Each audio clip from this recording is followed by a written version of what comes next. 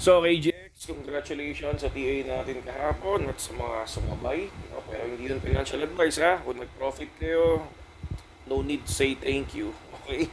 So, kasi yun yung papasukan ko. Okay? So, ngayon, Thursday, no? So, tingnan natin kung saan ako papasok. Okay? Kasi daily yung TA o daily yung pinapasukan natin. Ay, daily tayo nag-entry. Okay? So, for ETH, no?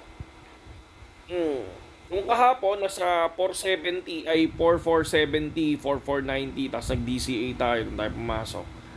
Ngayon, ang nakikita kong support niya is si 4540 and 4560.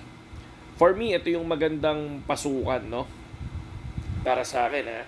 Tapos, kung babagsak siya ng 4520, no, dyan ako magdi-DCA naman. Okay? And then, pag bumagsak ulit ng 4480, and then DCA ulit ako doon sa area na yun. And then cut loss ako ng 4,450. Yan yung cut loss ko. Okay? So ngayon, for the resistance, may nakikita ako ditong resistance na 4,610. Okay? To 4,645. Yan yung nakikita ko dito. Ngayon, pag binasag nila yan, possible makita natin si 4,680 or to si 4,700. So yan yung nakikita ko dyan. Again, for the Ethereum, mag-e-entry ako sa 4540 and 4560. Then DCA ako ng 4520. Tapos 4480. Okay? Yan yung DCA ko. So next, for the BTC, sa nakikita ko dito, price niya ngayon is 117,200. Support na nakikita ko is 116,600. And 116,800.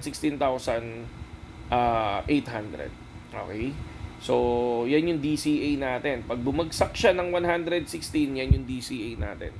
Tapos, pag bumagsak siya ng 115.5, DCA ulit ako dyan. And then, pag bumagsak ng 115 DCA, tapos kapag ka bumaba ng 114,700, cut loss ako dyan.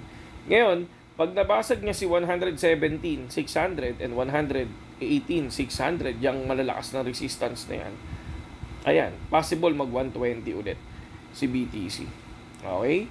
So, yun lang. Yun lang naman yung TA natin, mga kapatid. And, syempre, no, CZ is back to the Binance, no? Tapos, BNB reach 1,000 USD. Grabe, no? BNB. No, kung mapapansin nyo, talagang before, nasa umabot ba ng 11,000 to ng bear market? Parang ganyan, di ba? Tapos ngayon, biglang lipad ng 50,000. 50,000 to 57,000. Yeah. So, yun lang, AGX, at saludo sa inyo lahat. So, happy profit, no? BTC 4.0, Ethereum 3.0, OP 3.0. Okay, saludo.